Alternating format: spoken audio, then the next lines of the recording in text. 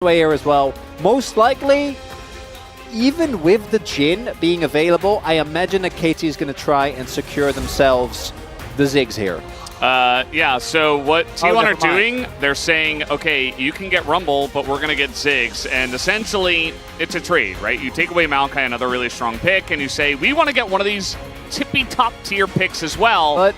But so I think that's not as bad if Jin's not available, but if you end up trading Ziggs for Jhin, I don't think you're going to be feeling too bad about that, and I imagine Perfect's going to feel much better with this than what he had last time around. Rumble Jhin also such a strong combo. The buy has been left open though, so there's that in return, but the thing with Jhin is you can actually operate at such a long distance away from any fights with the ultimate. If Rumble drops his equalizer on top of Ziggs and you just open up with the curtain call, very hard for T1 to mitigate that. Now the Skarner's going to come through. Obviously we saw last game the power can have. Oh. Not going for the Jhin.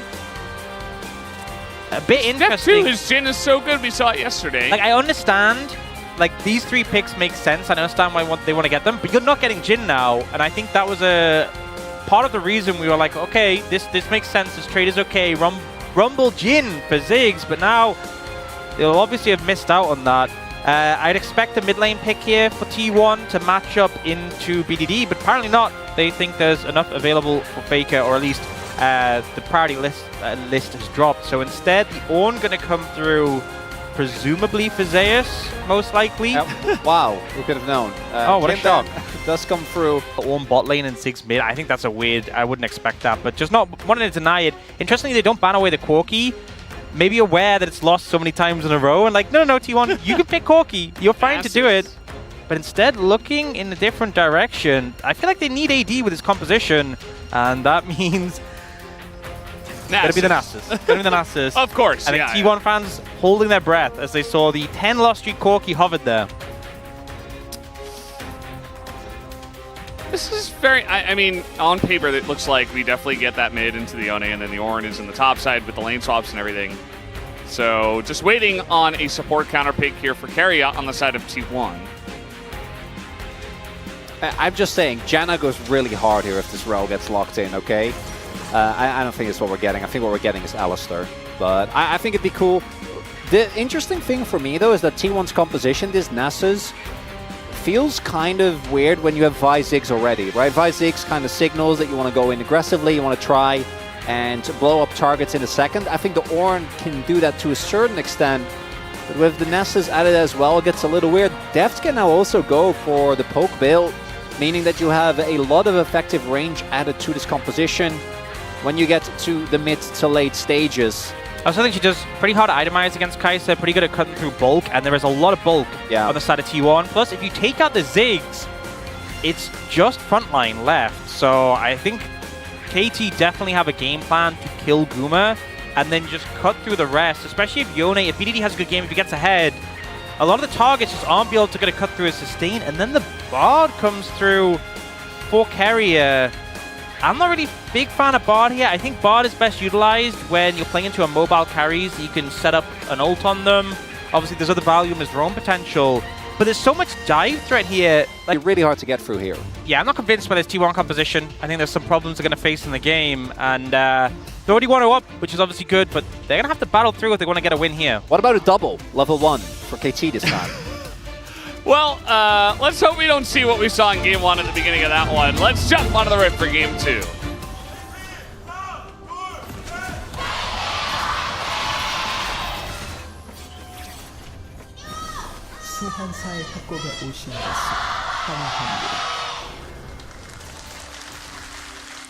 You can really feel, I don't want to call it desperation, but the raw emotion. The desperation. Of both teams wanting to make it to World so badly. It's only one slot. And DK were able to get in ahead of T1.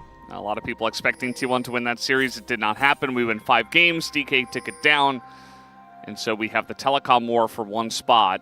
And only one of Faker or Deft can get the most Worlds attendance award at 9.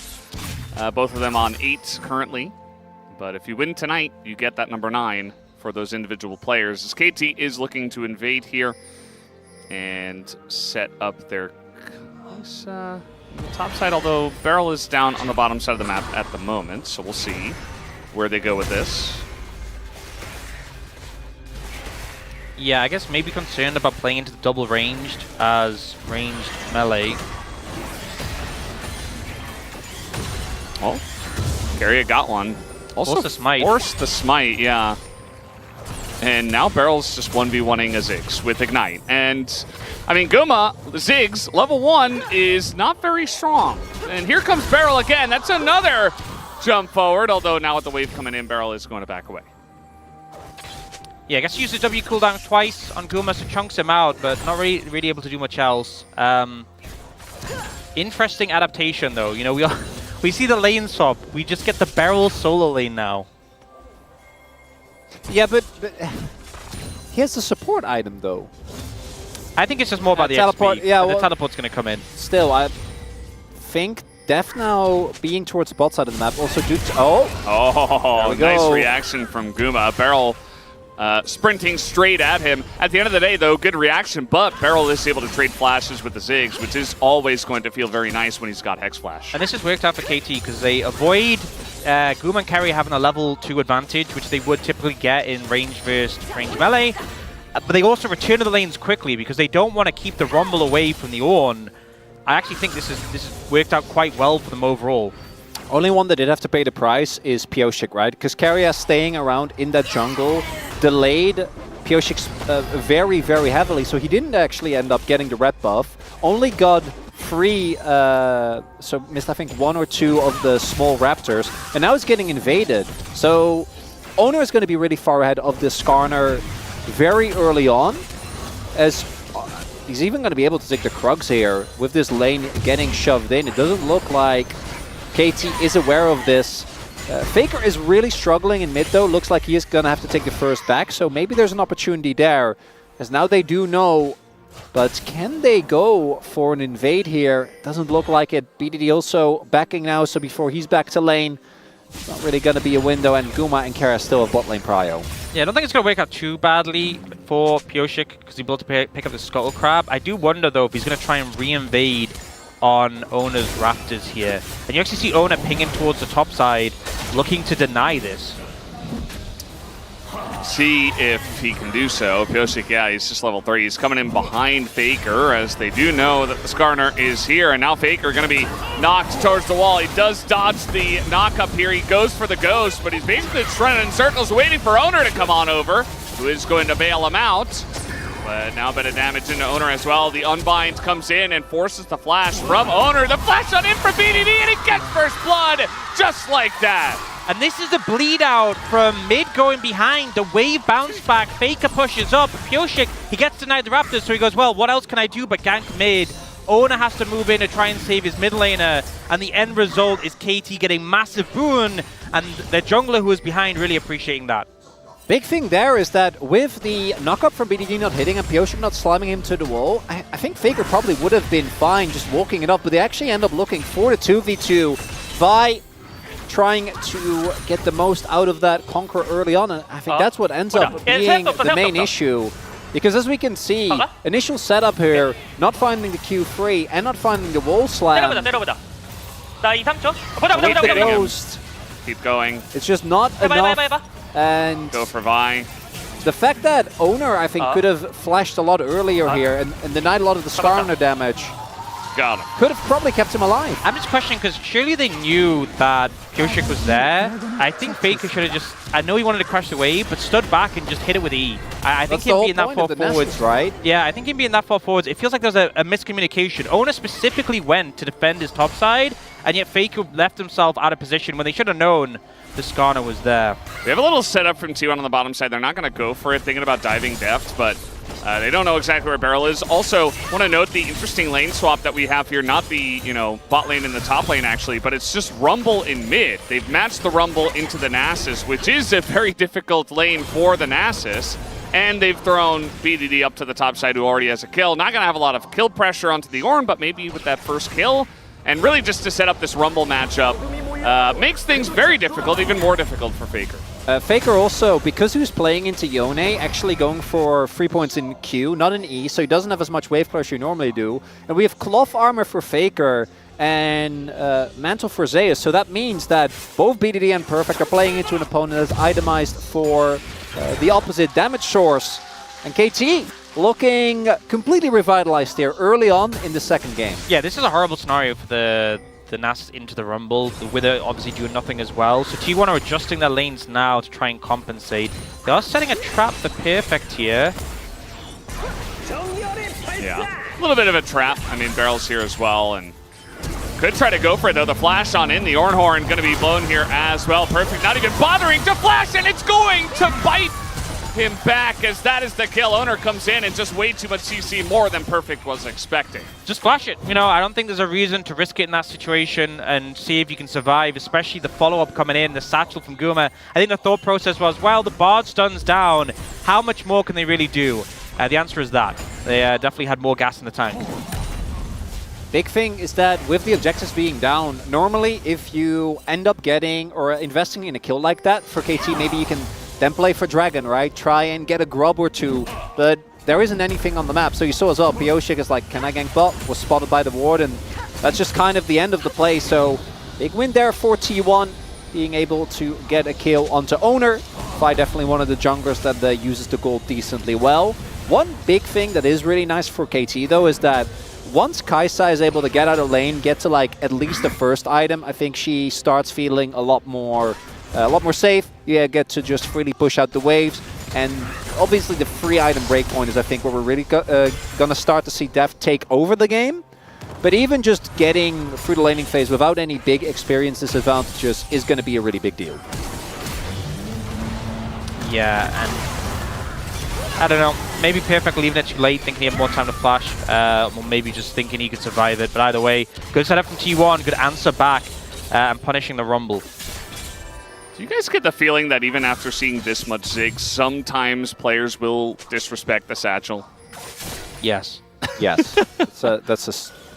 Yeah. I feel like we see it so often, even aiming in the series against T1, just utilizing it so well.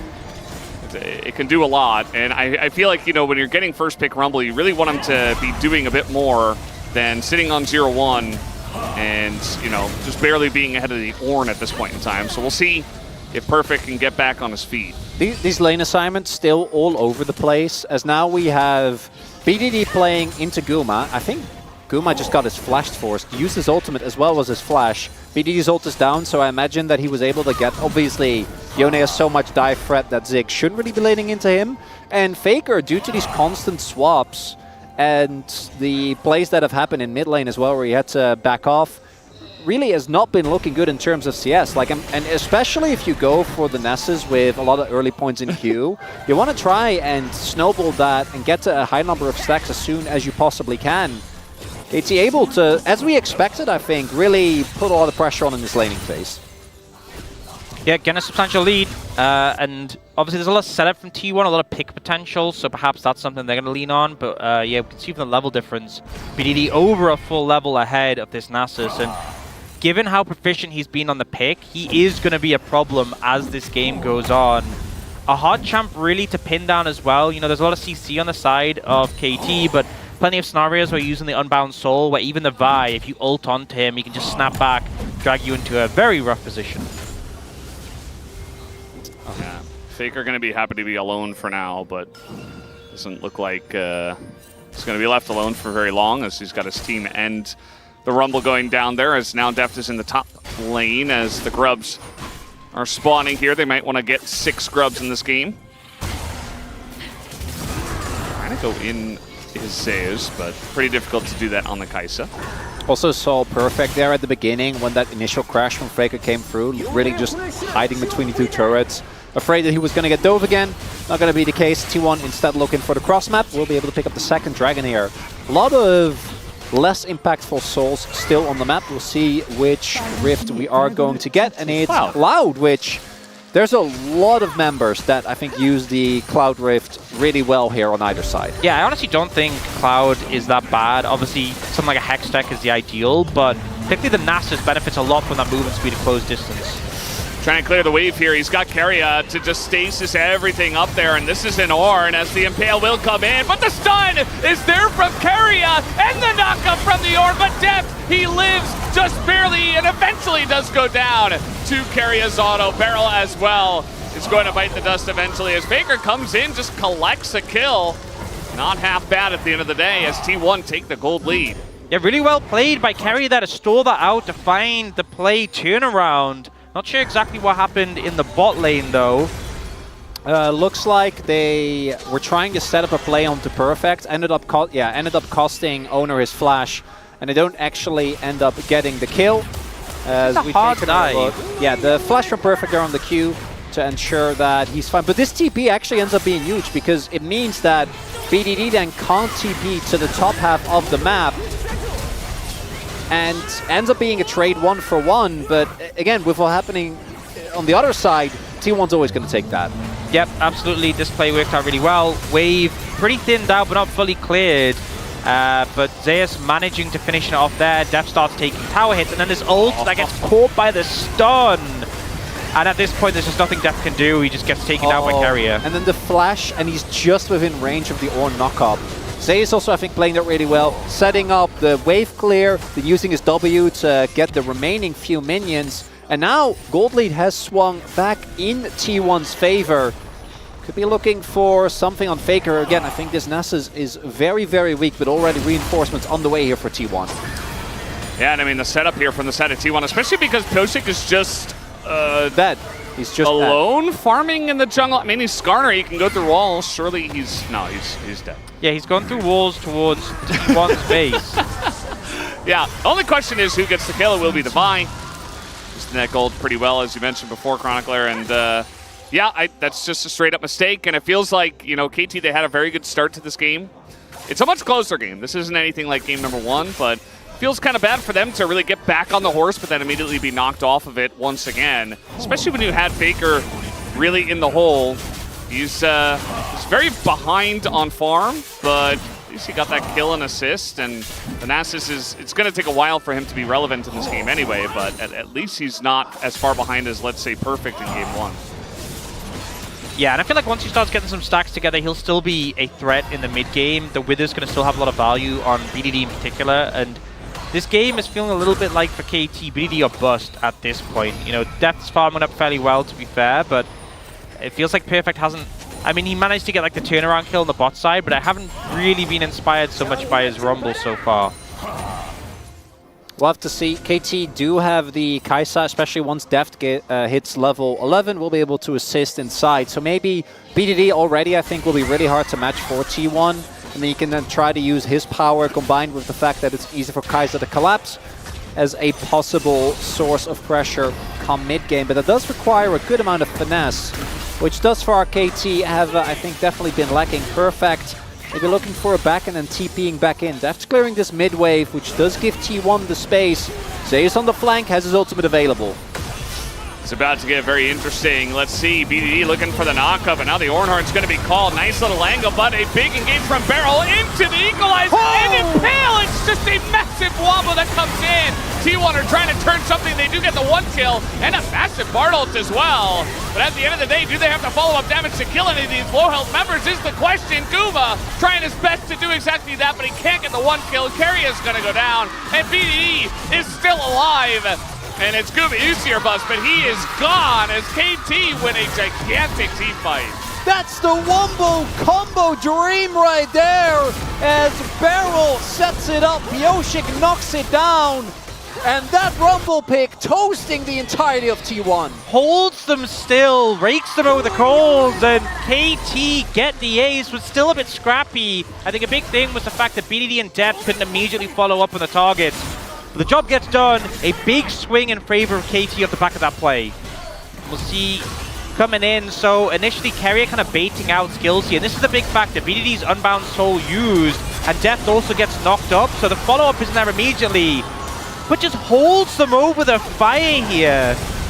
And it does get a little bit messy, you know, Deft gets focused down, Barrel ends up killing Faker, and then also chasing down Keria, which is just the most Barrel thing ever, but he deserves those kills after that ult, I'm going to be honest.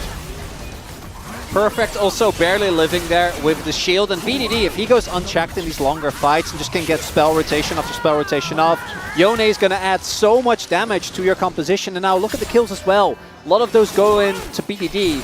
Again, also a double for Barrel, which is very funny given how this game started. That goal not going to excite you as much, but BDD in particular being this far ahead is a big deal. And now possible soul point fight on the table here.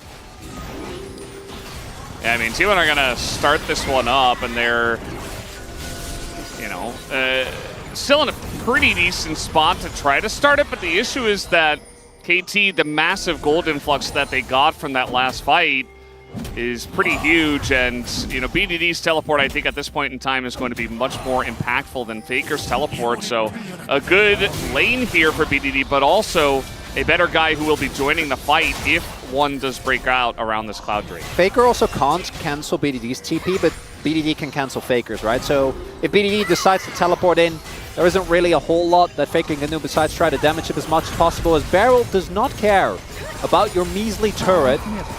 They will just slam this down, gonna trade that for the bot side outer. This is again just continued setup. BDD does now finish his Noon Quiver, and it looks like both teams not wanting to risk it just yet. I think it's so dangerous being inside the Dragon Pit against both of these teams. If you get trapped in there by the front line of T1 and Ziggs is free firing, it's a big concern. And on the other side, the flank threats, the dive potential from KT is there. So T1 kind of backed off, moved away from it. And now KT, they've gone for their resets. A little bit late to the punch here, and they could just end up giving over Soul Point if they don't move quickly. It's already half HP.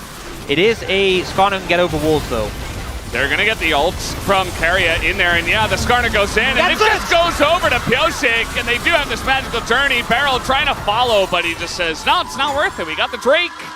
We don't need the kill. We're already ahead, and we will deny the Cloud Soul Point from T1. Really good moves there from Pyosik, and the thing is, they weren't even aware. You can see the ult from Keria used on a Barrel. Not really a major concern. Pyosik just slides in and manages to get the steal away. A little bit of an early smite from Owner there. Going to be TP used by BDD, but also Owner's Flash as well as Keria's heal. So there are two big summoners.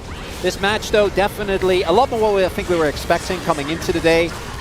As a reminder, there is no more LCK after this. This is the final fight between these two teams. Whoever wins this best of 5 goes to Worlds. For the loser, it's over as BDD. He's going deep. Yeah, just doing Yone things, and the Ziggs does not very much like that or appreciate. He didn't hit so much. Yeah. He just got in range, and that's enough. And he just auto-attacks him. Yeah. That's enough. That's enough. Yeah, a little bit concerning for Guma here. And he has gone the burst-heavy build without the Seraphs, so less safety. And BDD looking out for Faker. No ult, though. Yeah, not gonna force it. Not the easiest target to cut through, even for BDD with the heavy armor itemization and the Wither. So not opting to overcommit onto that one. But yeah, lead now for KT. They've mitigated the looming threat of the Dragons, and Baron coming up soon. We can see already the vision's being set up by Keria to get some control of the area. But I think we'll see KT probably looking to set traps there. I think particularly onto Keria, you could easily find a window to pick him if he oversteps. Just saying, I have to go in. 95. Oh. There, and obviously a lot of damage coming in. The equalizer being dropped. Don't go too far. Oh, 다행이다. Oh, thank God. 지렸다잉. Okay. We stole it. Great job. Okay, let's back. He's also so tanky. Like, you saw the Vial and the Ziggs ult thrown on him, and it's like, did he even lose health? Yeah, this Skarner gonna be problematic to cut through. And that's one of the concerns with this composition for T1. The only damage really is Ziggs. He has not gone a build that cuts through bulkier targets. He has gone the squishy killer build. So Pyoshik's not going to get really DPS down by Guma. The only really major damage threats are, well, Faker doesn't have that many stacks. Owner's a Vi who struggles getting in melee range off the Skarner. I think Pyoshik's just going to end up being immortal this game. Yeah, the real issue is that Owner, I imagine, is going to go Cleaver next, and between W and Cleaver, like, eventually it'll kill Pyosik, but realistically, if Owner is hitting Pyosik in a fight, something's wrong. Something is not going well, right? That shouldn't be a thing, as They are playing towards a possible catch on Perfect here. Not going to find it. BDD now, second item finished. Same for Deft. And it's that third item that I think is really going to change how a lot of these fights also play out in the neutral. Because right now, Owner is not going to be the type of jungler that can just easily keep tanking these Ws. Obviously, both Zeus and Keria, once he finishes Warmux, will be fine. But still hitting enough of those onto people like Guma or Owner in the long run is going to be something that KT can rely on to type of set up for these dives, right? Like 1 or 2 Ws alone could be enough as... Okay, that is a big committal, but it's a Keria ult to deny all the damage, and now T1 are perfectly set up for the wombo combo once again. Equalizer comes down, it's a perfect angle from Perfect, and T1 are burnt to a crisp as KT will win the fight and will take the Baron. The anti-synergy on display. Keria goes for the flashy play and then blocks his entire team's damage and hands the Baron straight over to KT. What a misplay, what an unforced error from T1. You gotta imagine if T1 is able to go up 2-0 here, get a win after a basically completely demolishing KT in game number 1, it's going to feel very different. The insanity that the flash redirect on the Q works, and then even the Ornn dodges everything. 6 ults. I'm not gonna lie, if he'd bought a Seeker's Arm Guard and used it there, I would be saying that's one of the highest value Seeker's Arm Guards. If it would be his own team's Bard, I would have said that was one of the best Bard we've seen. Maybe ever. Yeah, the miscommunication between T1 really biting them. And now with the Baron in hand, KT can keep applying pressure. It's telling as well that Perfect didn't actually get the Toaster Oven ready this time around, right? And still, they now have enough damage just between BD and Deft that the CC combo of Barrel and Pioshik ends up being absolutely huge. And of course, T1 heavily over-investing is not going to get in, but they get the turret, and that's the main goal. Yeah. I mean, with the Baron just trying to really escalate your gold lead, and now trying to flash on a guy who's invisible, and Owner has to go in. Bit of damage to Ziggs ult over the top, and they finally do get Perfect. It's a trade 1-for-1, but Faker is probably going to go down. This is a pretty decent Bard ult, but it's only going to delay the inevitable as Faker, super low, he's in the back line, gets ulted on, down he will go. It's a triple for Deft, who is just running around the fight. KT were just warming up in game 1. We saw in this series against BNK Fearx yesterday that game 1 was a slow one, not the best performance, but they have ramped up and they are here to contest for that world spot. KT, this team, very often a complete enigma. What do you get on the day? Are they going to beat Genji? Are they going to lose to Breon? What do you get game to game? It is the full spectrum of gameplay as Deft, great E there, so gets the stealth, means that there isn't an opportunity for Owner. And yeah, eventually they get the turn on the Perfect, but... Well, this is just insult to injury. Guma doesn't have flash, and I think eventually should die. There you go. Pioshik just gonna pop him on the head with a claw. And it's just a caught Ziggs, trying to satchel over a wall, but you're not getting away from Skarner and Yone. Pretty difficult. That's a big uptick in gold recently. 2 Cloud Dragon's kit as well. The Baron is about to time out, and it looks like T1, they do have a lot of pick potential, and it feels like they know they're in a big deficit now, and their approach is just going to be find isolated targets. But I think we're kind of seeing some of the targets very difficult actually to get on top of, and also like Deft can itemize into a Zhonya's, which is obviously fantastic into the Vi.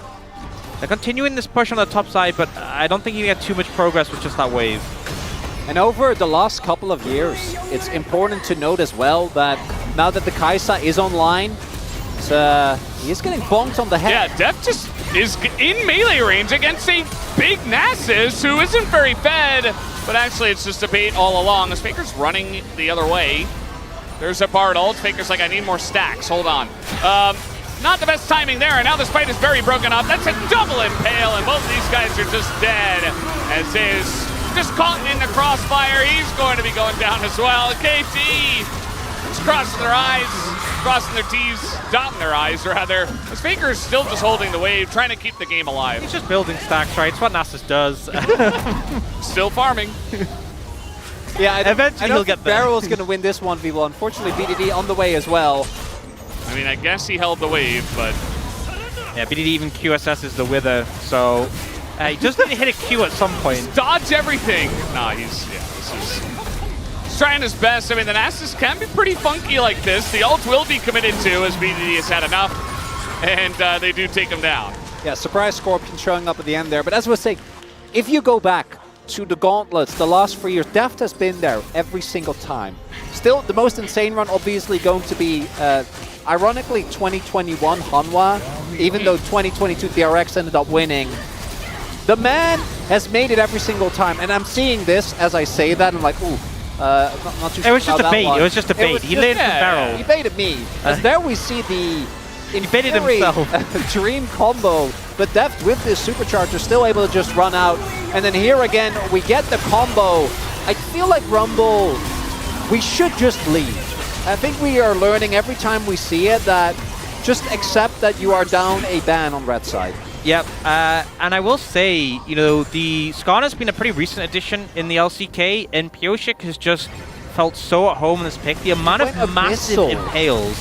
Yeah, trying to maximize that magic damage for his team, a lot of value there, but he has just been on form this game, especially considering he was the one who suffered the most in the early shenanigans. He is now just an absolute presence in these fights, constantly catching multiple people, and into a team which has 3 big, bulky melee champions. It's not too hard to get high value on the ult, but he's definitely picking a good timing consistently. Yeah. A lot of the early to mid game was a huge focus on BDD getting very far ahead, Faker being extremely far behind, and it's really only gone further beyond that, right? As BDD once again doing insane damage on the Yone as he did yesterday. He has gotten Yone 2 games in a row, and T1 have not given the respect to that just yet, as Keria this time trying to actually set up a very kill. OP. Can't believe he just used walk. He utilized the walk strategy. Very powerful. In the direction that Keria was not expecting. But yeah, I mean, BDD is just kind of running away with this game. The issue now is that it's not just BDD. It's the entire team is finally kind of grouped up behind him. He was there in game 1 as well, but he was the only one in game 1. So now he's got a team behind him, and KT, 10,000 gold ahead almost, are looking for their second Baron. All they got to do is turn. Just don't flip, don't risk giving it over. As long as Owner isn't allowed near the pit, does a flash and ult. Well, they're trying to keep him out of the pit, and there is the turn. A lot of wombo combo bouncy castle behind the wall there. Dead. Yeah, BDD goes down, and Baker's pretty tanky. A big impale, but Pioshik getting low. I think the wallets might just be a bit too heavy, though. A pretty decent fight, all things considered, but the wallets are there for the side of KT. Extremely messy, and T1 will deny the Baron for now. It's not clean, but it's KT. Everything's fine. They have enough threats. That almost gets the kill there. Going to be setting up for Soul Point here. And again, I think a bit of a messy fight's not the end of the world. As long as you don't give over the Baron and the bounty and allow T1 to really stay in the game for another 5 minutes, that's not going to be the case. I think considering, just watch BDD and the amount of CC he fits in, considering this game, this wasn't a stop fight for T1, it shows the wallet dip. He gets immediately violated over the wall, then he gets knocked up, then he gets knocked up, then he gets knocked up, then he dies. That is the story of BDD, that fight, as the most fed member of the team. And still, the fight isn't a immediate win for T1, and it just goes to show like how far behind T1 are, and also the lack of damage really for this comp. Guma's going towards Rabadon's third, so nowhere near pen items. And look at the items on the other side. So the Skarner super fed has an Abyssal, Perfect's going to have Jack Show. You know, we have the Zhonya's from Death, which isn't given MR, but obviously lets you dodge damage. Even just like the QSS Magic Resist on BDD. The Locket from Barrel, they are really going to struggle to cut through these targets. So even if KT does misexecute, I just think they don't have the damage on T1 to really punish. You need Guma to get a Void Staff, right? I think that's something that is going to be at least somewhat of a difference maker. I just don't know if we're going to get to that point in the game. There's also the fact that KT have 3 Cloud Drakes. Not always what you'll see, but just the fact that they're slowly stacking up Cloud Drakes, and they might even get Cloud Soul, it's just more damage avoidance from them. You think of a BDD stepping out up the... Oh, okay. The Zhonya's going to have some big value there as BDD finds Guma, and you see the Ornn is desperate to try to save him, but he will go down anyway, and BDD will survive. The wallets are just gigantic right now on the side of KT. They take down the 2 carries, and that might just do it. KT Rolster looking for their first win in the series. As Jose is desperate to just try to stop the wave from going down, but the TP will come in. And it's only Carrier as Steph 1 kill away from Legendary, I believe, here, as they will look to push to end and win game 2. And this best of 5 after game 1 looked a little dicey, but KT bounced back in a big way. And the Telecom war continues for this final world spot as the Nexus falls here in game number 2. The Nexus will fall, and we do, in fact, have a series on our hands. Anyone can take it from here as KT have